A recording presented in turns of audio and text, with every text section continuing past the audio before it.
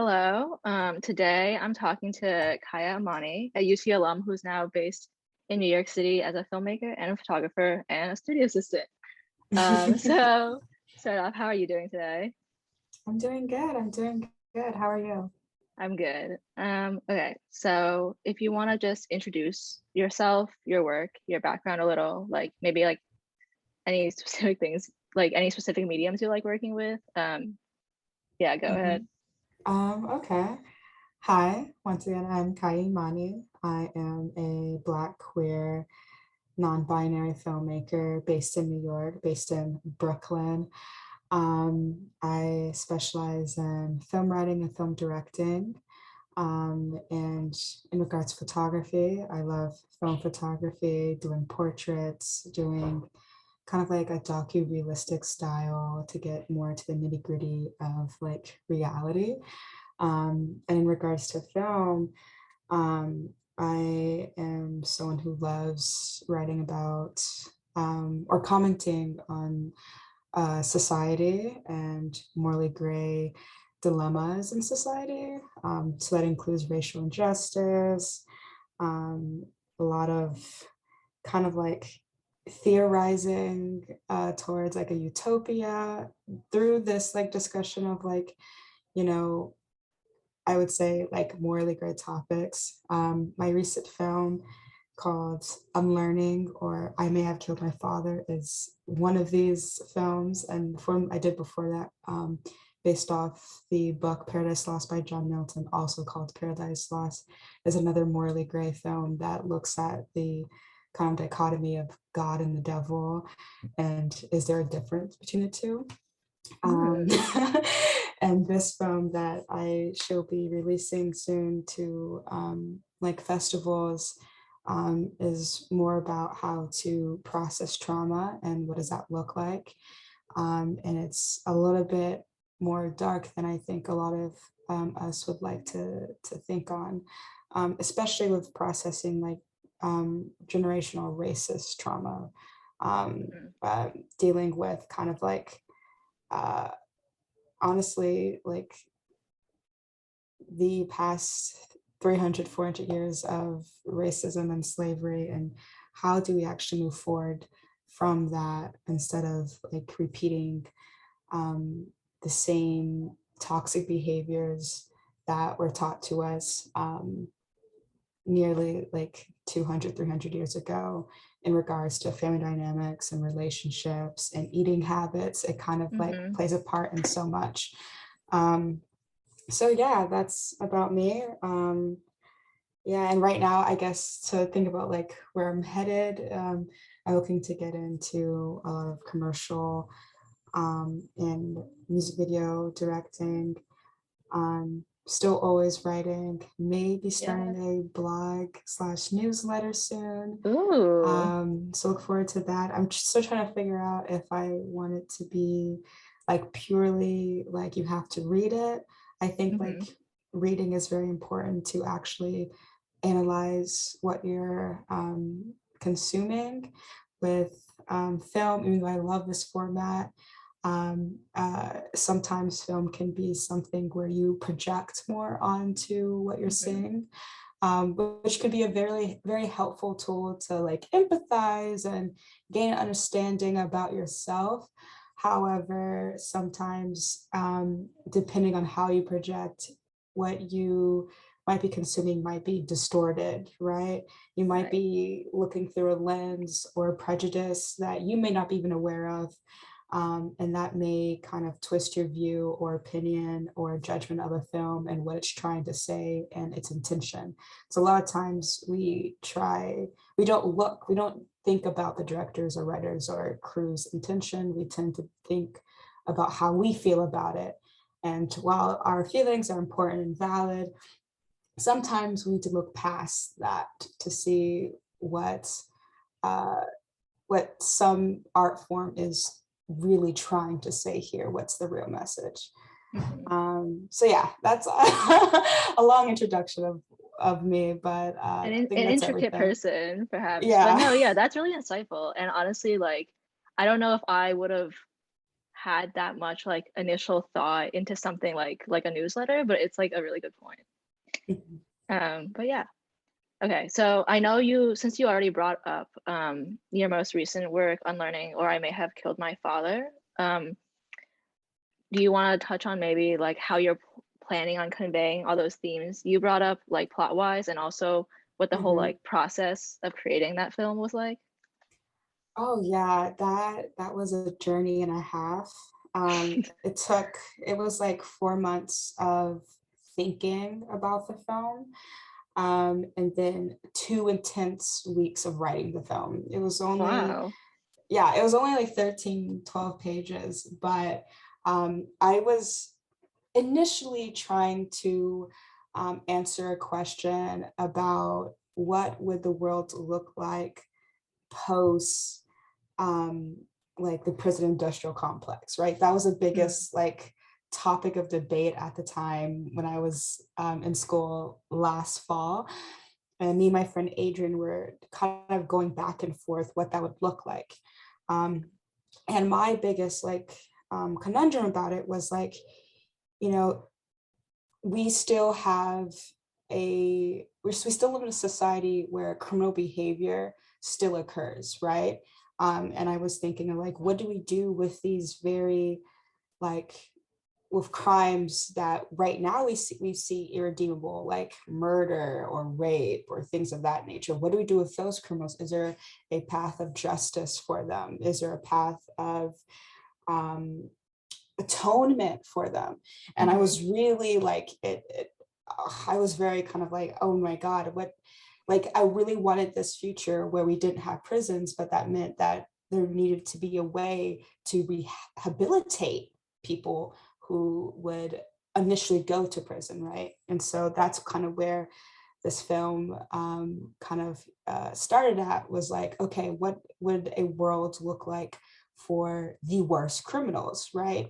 Um, and I decided to focus on Black criminals because there's a lot of Black men and women in this system without a way out for much lesser crimes, right? And much Hmm. lesser things, things that I honestly wouldn't even consider crimes sometimes.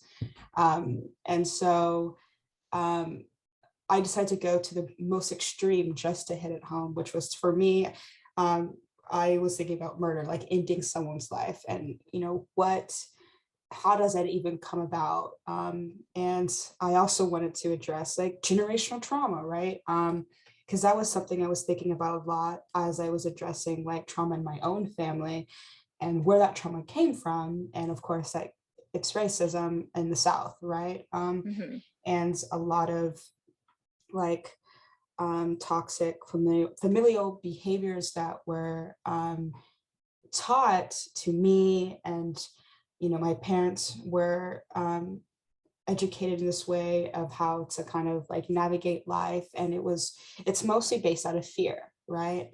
Right. And I wanted to address like what does living out of fear look like as well. Like it just kept going, and I kept like tumbling along, looking at multiple things that I wanted to like discuss, and then having to like somehow figure out how to put it all in one film, right? They're Yeah. only in 12 to 13 pages. So I was really like struggling for a little bit with that. But I initially, create this story where I think I hit every point and I want to hit in some way or form. And yeah, so I wrote it, got a producer involved. It was for my thesis class at UT. And yeah, and then next semester, this past spring, we hit the ground running. And I think the biggest like obstacles I had to face were it was very hard to find Black actors in Texas, or at least in Austin. Yeah. And and I knew this was going to be something I was going to have to deal with. I was holding off for so long to do a film with a majority Black cast, solely because I was like, oh my gosh, I don't know where I'm going to find Black people in Austin.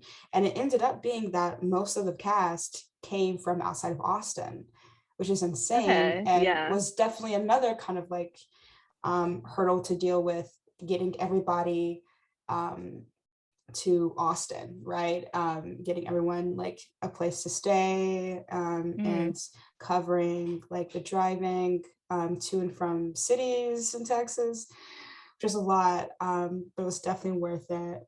Um, and I think the like another thing that we had to like figure out was that, of course, the way I write with like 10,000 locations. So also trying to like secure those. And then, you know, the script was also incredibly dense despite the 12 to 13 page limit. So it was also trying to fit that into like 6 days of shooting. So there's always an obstacle. There's always a hurdle in filmmaking, which is what makes it fun because it's like Hmm. some insane problem solving that needs to be done. And so I love it a lot. And yeah, we just like wrapped post-production this past Woo! week. And so that's really exciting. And it took a while to my peers and teachers' demise about it, but um, it was definitely worth the wait and patience to make it the best it can be. So No, yeah, that sounds amazing. Do you know, like, is this the movie you said you were planning to try to send to some festivals, or like, do you know when mhm. y'all are trying to premiere it? So I really want to do a premiere in Austin in January. Okay. So I am trying to figure out that we will be contacting some of my old professors and some um, I guess local theaters in Austin, maybe AFF or something. I don't know. Hmm. It's definitely a first for me to have a premiering for friends and family, and maybe even the city of Austin if they want to see it. Hmm. Um, but yeah, and then also I think in the upcoming year I will be starting to submit it to festivals and getting it out there. So it won't be available for everyone, but hopefully if I have this like regional screening, it would be worth it. No, yeah. If I get the chance to see it, I will definitely go check it out. You And definitely everyone have the else should. invite. Okay. And can we get a little like sneak peek at what the actual plot of this like crazy intricate movie is, or is that a spoiler? No, no, for sure. It's essentially about a family in the Jim Crow South who has to deal with a loss of a family member, right?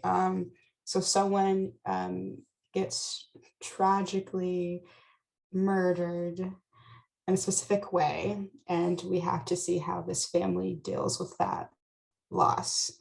And that is what the next, I guess, 20 minutes of the film is, grieving, coping with the trauma of losing a family member, but also coping with um, still being Black in the South and coping with this trauma.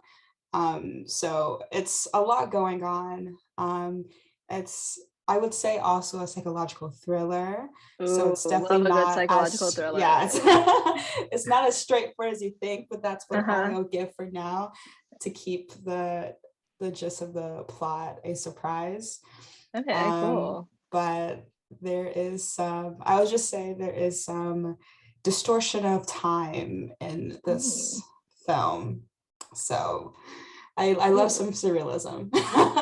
No, it sounds like a good time. Yeah. Okay, so the next thing I wanted to ask was about like what drew you to filmmaking specifically as a medium, like why you would Mhm. choose that as your form of artistic expression. Yeah, that's a really good question. Honestly, I started off as an artist where I did painting, I drew, I sketched for the most part. And of course, like a lot of my writing was very private. So those are two separate entities or hobbies that I did growing up. And I think I wrote two scripts. I wrote a play and a mini pilot. I wrote a play for my art class in high school and a pilot for my English class. So you can see that I was really getting into writing and storytelling to the point where I was doing things that were not assigned. And in both situations, both my English teacher, my art teacher, Miss Blessington and Miss Johnson, both told me that, or asked me, have you thought about screenwriting? Have you thought about filmmaking? It actually never occurred to me. I was an avid movie watcher. I went to the theater almost every weekend, but it wasn't ever, I didn't know it was a career. I Yeah. was studying to do like product design, went to a very heavy STEM school. So I was just like, I was of course trying to express creatively in whatever fashion I could there, but I didn't know it was a career choice for me. And once that like seed was planted in my head, I was like, oh yeah, I would love to do that. And plus, like, I was already struggling with the fact that I had so many hobbies. I probably had more hobbies than that in the arts, and film kind of encompasses them all, like music production, like even graphic design in some way with like marketing, writing. I get to compose images and not have to worry about how well my hand is doing. I get to just place things on Yeah. like in front of me and then shoot that. So it was like both a faster way to like actualize the things I was seeing, things I was thinking about. And yeah, but even though it takes a lot more people, it's actually a lot harder than everything I did before, to be honest. Like writing is one thing, painting is one thing. They're very solo acts. Filmmaking takes a village, is a very collaborative process, which I also did end up loving a lot. Work with a lot of people because I just loved hearing everyone's ideas around me, not just my own, and really trying to create like one central thesis of like our thoughts and like putting that together. And yeah, so I it was something that kind of like spun out of control from 2 unassigned high school assignments. And then right when I got a chance to apply to colleges, I think I applied to every college for product design except for UT. Wow. Okay. At UT, I was like, I didn't want to go to UT for like at all. And Uh-huh. so I was like, if I have to go to UT, for whatever reason, I will be studying what I want, which was Yeah. filmmaking. hmm So I feel like that's such a cool and kind of like perfect story. I feel like that like you didn't even know that this career was out there, and then your teachers were able to encourage you on that path. And also it's really mhm. cool to have such like supportive and motivational teachers, I think. Yeah, it's I'm very grateful for them. I don't know where I would be right now if it wasn't for them. Maybe doing product design, I don't know. Probably doing But product yeah. Yeah. design. I don't know. Yeah. Okay, and how was your experience as a film student slash general creative person at UT, like especially being Black and queer, and Mhm. like what did you learn from that experience? Um, I got a lot of no's. I got of not a lot of rejection, I would say. It was just kind of like a lot of question marks and a lot of like, I don't know about that, or I don't think that's possible, um, which was discouraging.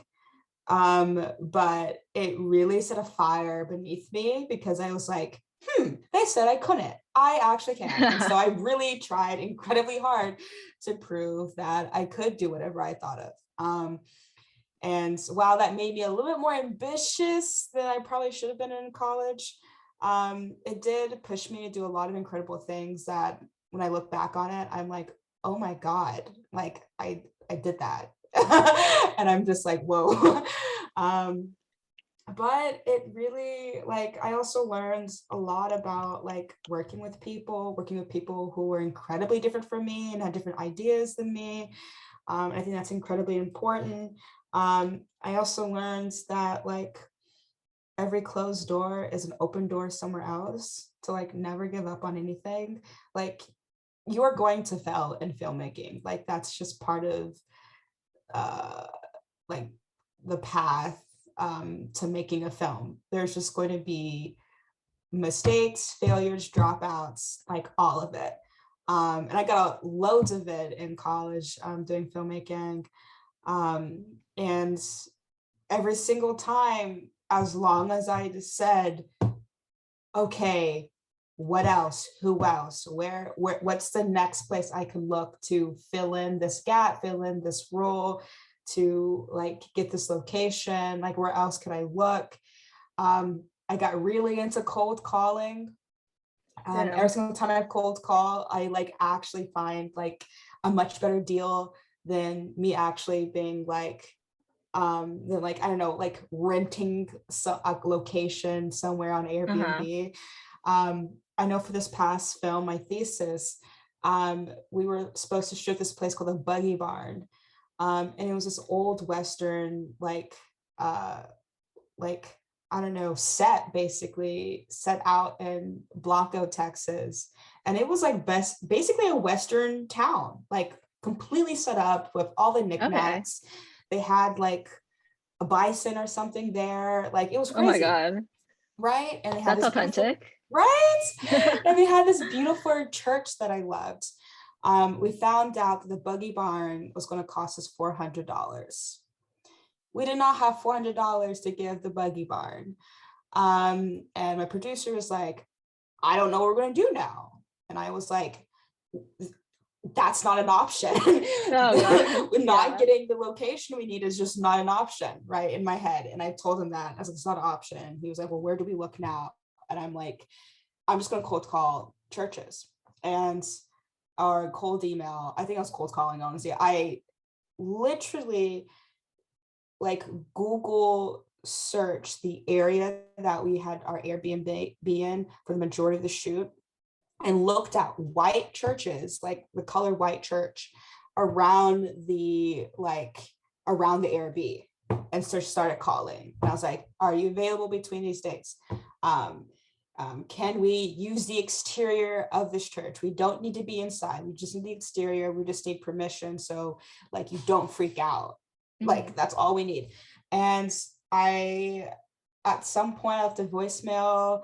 I maybe even Facebooked messaged the church, right? So I don't think I could find the number. And and I was like, hey, and I told them all this information, like just the exterior. It would just be like a day or two. We may need to open the church for a bathroom, because I think that was another like thing that we wanted to make sure that if we were shooting outside, that we had a bathroom for people to use or something, or to set up something. And so I told them all this information, and then I realized it was a Black church, and I was like, oh, right. And then I was like, oh, and like, I'm also a Black filmmaker, and so I was just like, just trying to tell them more of the stories. I was like, maybe they're interested. And they were. And then I actually casted the pastor of the church. Oh my God. I had completely forgot about casting that character because it's such a minor role. And I, like, after I was talking to the pastor's wife for the most part, like organizing all of this. And then I was like, is Pastor Carl available also? Because I would love to like he doesn't even have to audition. I know like pastors riff off of anything. Like they literally read the Bible and be like, yeah, I want to talk about this passage for like 30 minutes to an hour, and just see, like, they get into this flow mentality. And like, I don't know, maybe the voice of God is just like raining down at some points, because they can just go on. And so I knew that he would be able to do that. So I was like, can your husband play a character? And they're like, yeah. And I was like, great. I gave them the script, and I was like, you can say these lines or you can riff off of them. Like, it doesn't really matter. And he hit the main points, and he kept going. But like, that's like, it was just amazing, and completely free. Oh, like, oh it my was, God. right? That is so kind. And it was just because like, they were like, oh, we really want to help you out. And I was like, oh, thank you. Like, I really appreciate it, because we were running on a very, very low budget. So that was huge. But yeah, like, once again, like, even though everything fails, everything will work out in the end. Every single thing, as long as you That just keep going. that is a good mindset to have. And Yeah. also, I'm sure, I feel like in that specific situation, it would be kind of special to like the pastor in that community too, because like that's their church, you know? I don't know. Right. Yeah. There's a special thanks to that church because we were Yeah. just Shout so shout out to grateful. them. Shout out to them. Shout out to Mount Primitive. Yeah, I think it's Mount Primitive Baptist Church. Yes. Besides that, I know you said earlier that you had to get used to hearing like no a lot at UT and just like getting through that. Do you have like Mhm. a specific instance that you feel like really stuck out to you? Yeah. I think okay. I just don't want to call anyone out. It's because it's Okay. completely wired the bridge. I can definitely answer the question. I definitely got like some no's from professors or some kind of like, I don't believe you could do this. Um, which I did struggle with a lot when I got them. I was like really upset and I took them really personally into heart. And but I think like especially this last semester, like I didn't care anymore. I had the mindset that like professors or anyone could tell me absolutely anything. And if I feel like it wasn't grounded in reality for me, or if it Mm-hmm. wasn't like, I don't know, I didn't listen anymore. I kind of got into this mindset of like, I'm not gonna listen to anyone that was going to put me down.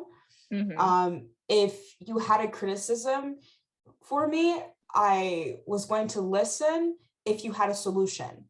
Mm. If it was solely a put down, I was like, okay, and what else? Like offer me something else and I can work on it. Um, but if it was just like, I don't think it's possible without telling me why it's not possible or what I need to work on, didn't seem beneficial to me at that point. And so Mm-hmm. I think by the last semester, any no's or any like doubts, I was like, okay, well, and Mm-hmm. Yeah. and I was just like, I don't know, my ego was like at that point, and I think it was for As a it good should. reason. Yeah, Yeah. As it should. it was actually like a stronger ego. Like I feel like a lot of times people with big egos, when they're told no, they kind of like they kind of like get Mm-hmm. out of like they stumble, and I was stumbling for the first 30 years for sure. For the first, yeah, I definitely stumbled. I just didn't know how to deal with criticism whatsoever. I didn't know how to deal with the no's and with the doubts and also sometimes with just like working with crew members that didn't want to listen to me. That's another issue I had at UT. Specifically one or two sets where I was just like, this is rough. This is rough not being heard. And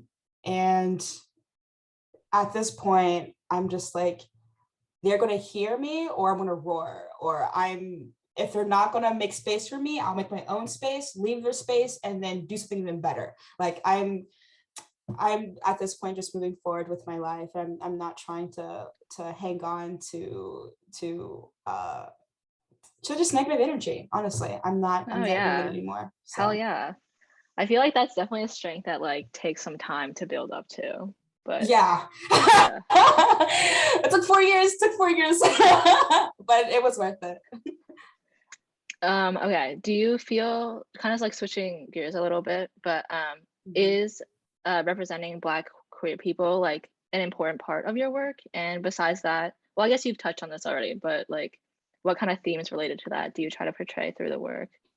I really want to. I haven't yet. I've honestly, I was very antsy and very much like trying to play towards white audiences a lot in college because that was the audience I had, which Mm-hmm. was really difficult. Like I was just kind of like, I wanted people's respect so bad that I was trying to play towards the people I was Mm, seeing, yeah.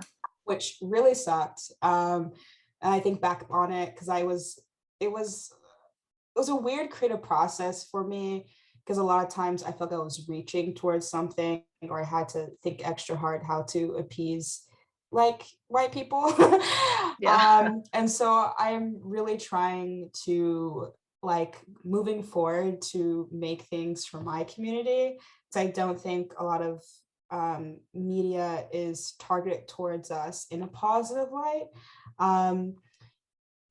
And yeah, so hopefully soon I'll be able to do that. I did make one queer film last year that I am editing in the process. Oh, okay. Slightly, it's like, I don't know, it's not as Black as I want it to be, which sucks. I got the queer in there, not the Blackness. So that's definitely the next step for me. It's definitely been a step to feel comfortable talking about Black queerness. But it's been like, I had that self-acceptance for myself, but I wasn't ready to project that yet. Yeah. Which I definitely, like, I look back on it and I'm like, oh my God, you were so scared. You were so scared. Poor baby. And now that I feel like I'm not living in fear anymore, and I'm not like, also like, I was like, a lot of these past films, I was like, raising money based on my family, who's extremely religious. So I wasn't really able to talk about the things I really wanted to talk about. I had to, like, even all my log lines were so vague. Like the one I even gave you was so vague, because I was like, if they knew what this was really about, I was like, it's over. Like, it's over for me. It's over, yeah. But now that I'm not in college, and I'm not constantly like updating my family, and I'm not fearful anymore, and I probably won't be doing a lot of crowd fundraising through family and friends moving forward. I'm trying to work towards like having the corporation pay for it, or having the grant pay for it, right? And not coming in my pocket anymore, because that's don't get that kind of money. So but yeah, I would say in the future, near future, possibly. I think even though I'm going kind of corporate with my filmmaking for a minute, for solely to make more money so I can do more narrative stuff. I think a big part of my creative process, even for like commercial filmmaking or music videos, is to present Blackness more and queer people more. And that's also something that the industry really wants right now, because they're just like, oops, we've been ignoring an entire demographic of people, and they just now realize they can make money off of us. So I'm gonna give the money bag people what they want. Ask what capitalism can do for you. Yes. And also, you know what? I feel like it's like early enough in your career, in your lifetime, that like there's time to hone in on all that stuff. So absolutely. Yeah, but that's really exciting. Are there any filmmakers, Black, queer or not, that have really inspired or influenced you? Barry Jenkins is just like still number one. I don't know. Moonlight was also a big inspiration for me for my last film. I had watched it way back in high school. And I recently rewatched it like last year, and I was like, wow, I need to start rewatching films more, because this is a whole new film. Like, whoa. I was like, things I watched like I guess like back then when I was younger, it wasn't really I mean, I was paying attention, but it wasn't hitting the same, I feel like. Probably. Yeah, I think I have more like knowledge, and I look at film differently now, and more critically, with more awareness of what's going on symbolically and whatnot. And watching Moonlight again was a terrific experience. So yes, definitely Barry Jenkins. Who else? There is this filmmaker who made this film called The Watermelon Woman. What is her name? Cheryl Dunye. So good. Yes. So good. So good. I watched that film for the first time last fall. I just watched it over the Thanksgiving break for the first time. So good. I really like, I was like, oh my God, so many things are being said here. And it was really funny. And it was like Yeah. made in like, I think the 90s or 80s, like a long time ago. And that was my like my initial introduction to like a Black and a queer filmmaker. I mean, Mm. I just like so many times, so many things I've just been kind of like, you know, is there space for me? Question mark. But there definitely Yeah, is. there is. And it's like, it's also just the idea of like making space for yourself and understanding that, you know, you are like yourself, you're the person who says no first, right? If you say Mm-hmm. you can't do something, you won't be able to do something. So you have to tell yourself and hype yourself up to be like, despite what I'm seeing, I can be there as well, like visualizing Mm-hmm. that, like that presence in that space, right? And Yeah. that's where I'm at right now. But yeah, I think those two are kind of like my top favorites. I really love The Last Black Man in San Francisco, but it was made by a white man, I'm pretty sure. Oh, Um, really? like No. I want to check. I think that it was directed Last Black Man in San Francisco. I'm pretty sure it was, or maybe it was a cinematographer. There's a lot of like Black films, quote unquote, that are made or directed by white people, which is like, I'm glad you're doing it, but But I could be yes, more yes, glad. yeah, yes, this white man named Joe Talbot. uh, it Which, is like really like visually such a beautiful film, but yeah, hate to see it. No, just kidding. Um, but it's okay. It's okay. Um, there was a filmmaker slash photographer that also influenced me a lot with this past film I made. His name is Gordon Parks. He did a lot of photography and films based in the South, which for me was really huge because um, there are not a lot of films talking, like discussing the South during the Jim Crow era and what that kind of mhm. looked like, that was looking at it through a Black lens, per se. It's usually looking at it just like, you have a lot of slavery films, which fucking Mhm. hate. I don't like films on slavery because they're also just dehumanizing to watch.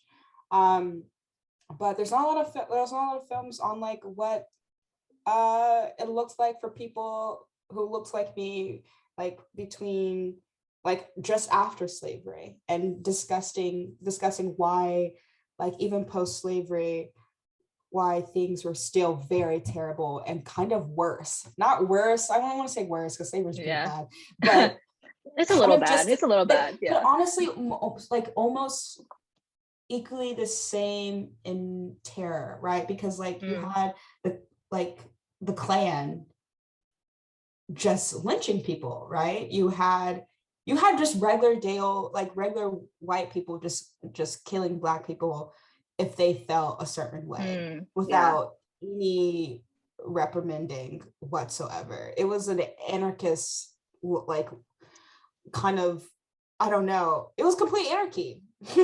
And we do not discuss it enough how sharecropping.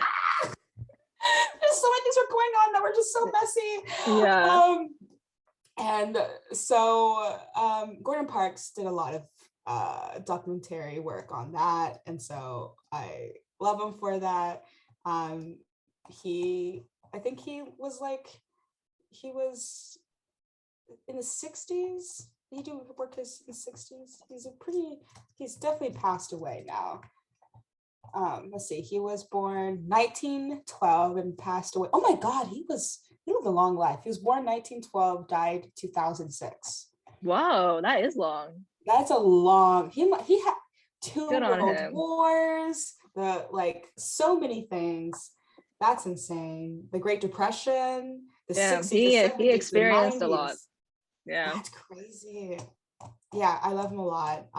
Definitely, if anyone wants to like catch like visual references in this film that I just made, Gordon Parks was definitely that for me. I Oh, okay. definitely like was like, oh, that's I like that frame. Where can I where can I like um like not reuse, but kind of like generate the same feeling, the same like composition as some of his work, because he was a really good inspiration for me. Do you have any specific films from him that you would recommend? Let me see. One, just I would just like look at his photography. Oh, yeah. Because his photography is really what got me into him. He did a couple of films. He did Shaft. So Shaft is like a really big blaxploitation film. Blaxploitation films are so good. Like it was, I mean, yes, like, you know, companies were exploiting Black people to get to Black audiences. However, you know, there was finally this space for Black filmmakers to make things, which Mm-hmm. is like really important to me. Which I think I also watched, like, I think right after I made my film, I watched a lot of blaxploitation films, Mm-hmm. because I was like, all of a sudden I was like, I want to make more films for like that are featuring Black women, because my thesis film was a lot of Black men, and I was like, I am tired of men, I'm tired of them. Mm-hmm. So Period. period.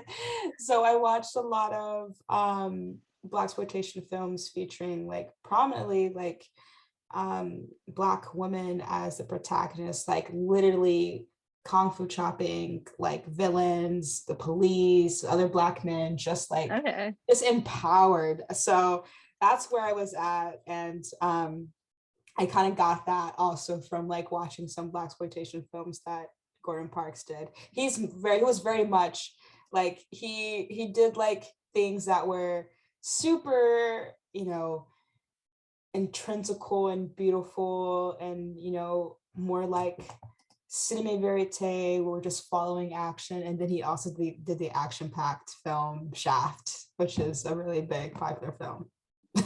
Yeah, I've definitely heard of it, I think, but I haven't watched it, but I will when I get the time.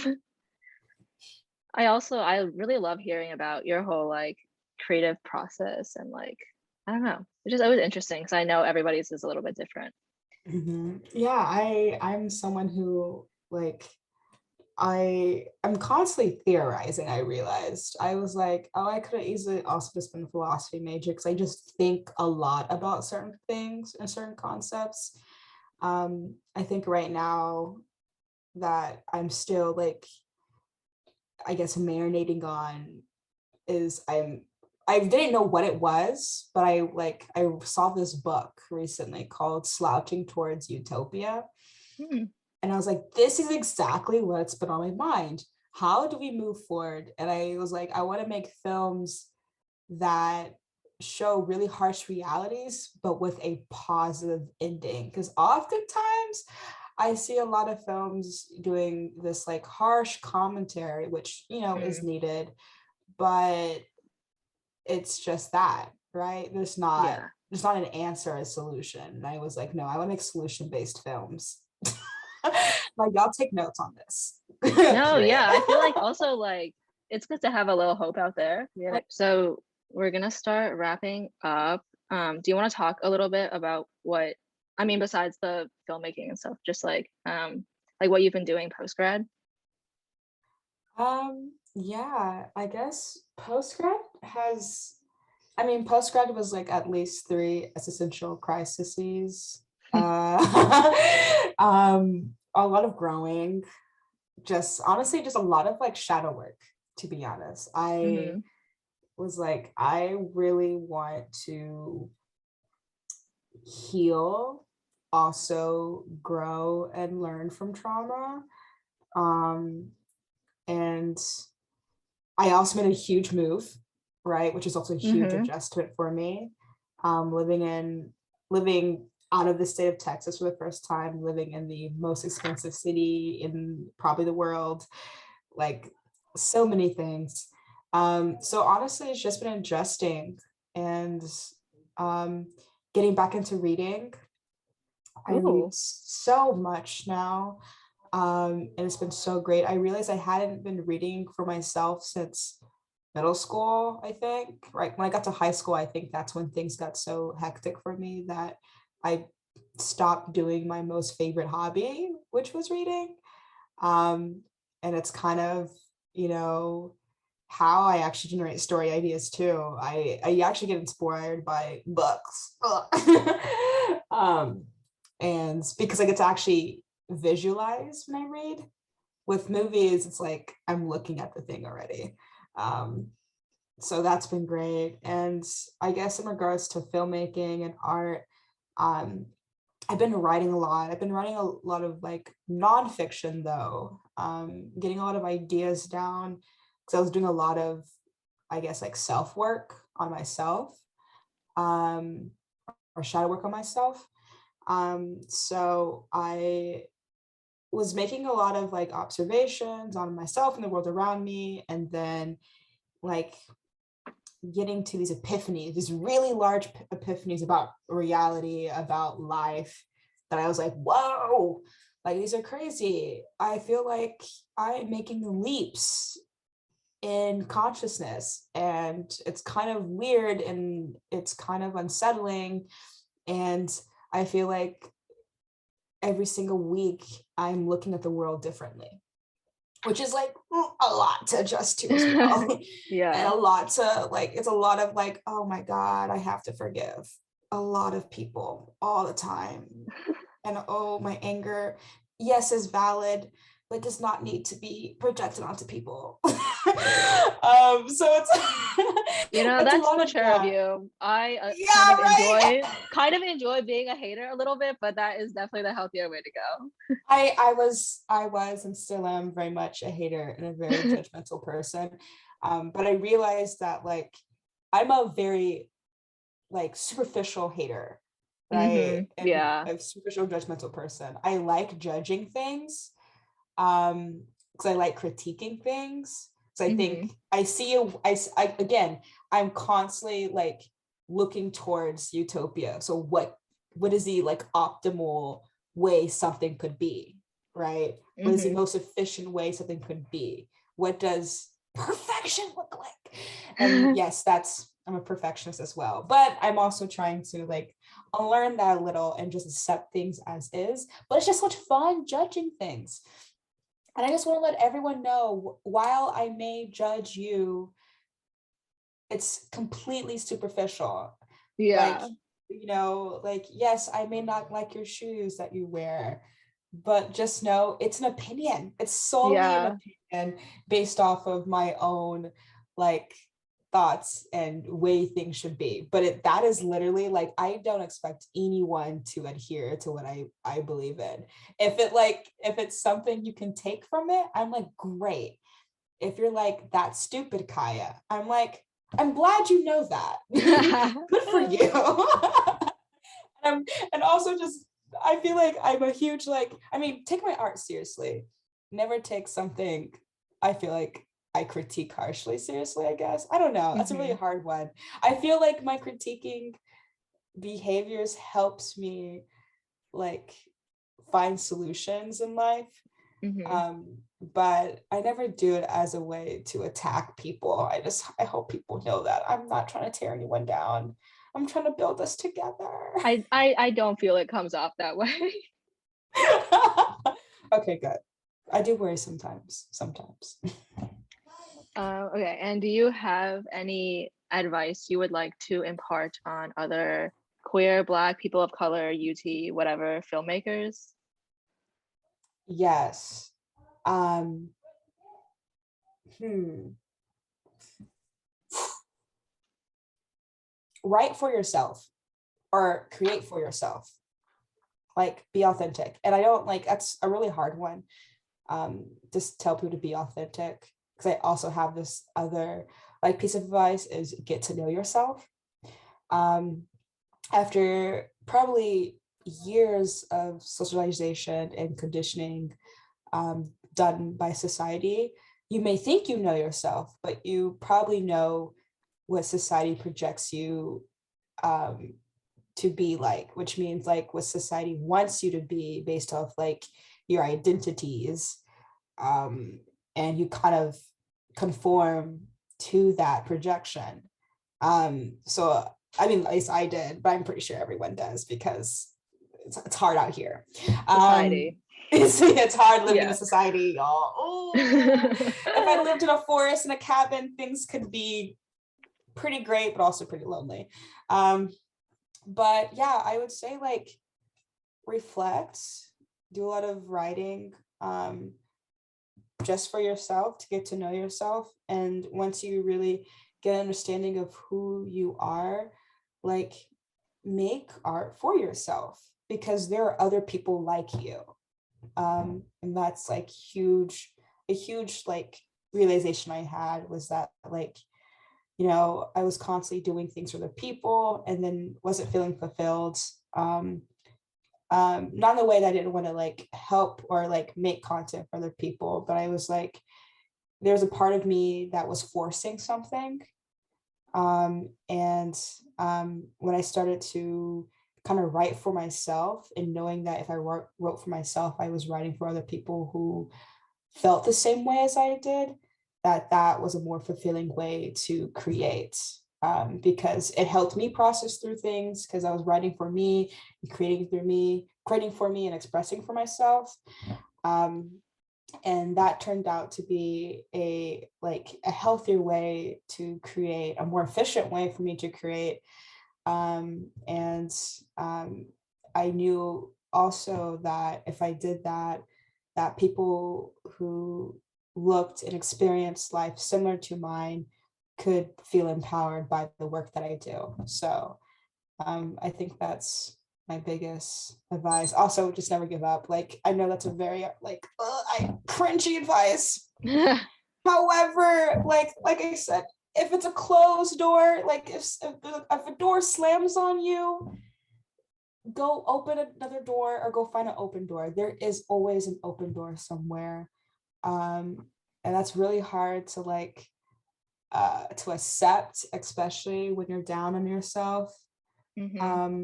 But just like every single day, just try again. Just keep trying. Because one day you'll succeed. One day you'll succeed. And it could be tomorrow, it could be weeks in the future. Just keep working at it. Oh yeah, that was really insightful. Thank you. And I think it sort of applies to everyone, not just creatives or anything. Like I will definitely be taking some of that to heart. I'm glad. Yeah, but that is everything from me. Thank you so much for talking to me today, Kaia. And I will be looking forward to your flourishing career in the future. Thank you so much. It was so great talking to you. I had so much fun. Yeah, it was such a fun conversation. Okay, I have one more piece of advice. I feel like I did the most learning and the most growing when I took the path of most resistance. I know that seems pretty crazy to do the hardest thing you can creatively. However, like I did that throughout college because I was just on one and I was just like insanely ambitious and just made projects a lot bigger than they needed to be. And yes, I learned like, yeah, I did not need to do that, but I got to learn a lot about the craft I was doing. And just, I made a lot of mistakes and I learned from them. And I feel like if I chose an easier path, I wouldn't have learned. Like I wouldn't have gained understanding about certain things in my field, because I just wouldn't have encountered them. And I probably wouldn't have encountered them till a lot later. So I just think like, take the road not paved. Another one. Less travel. I think it's less traveled. Take the road less traveled. Yeah, challenge yourself. Like honestly, like do something that's challenging, because like, oh my god, the rewards are so much greater if you do something that you find scary at first. The fact that it's scary means like, yeah, you need to do it. Dive deep. That's my last advice. I'm so sorry I added that because that was so No, you're advice, good. but The people want to hear from you. I hope so. Yeah. Okay, Okay, I'm anyways. done. You're done. Bye for real.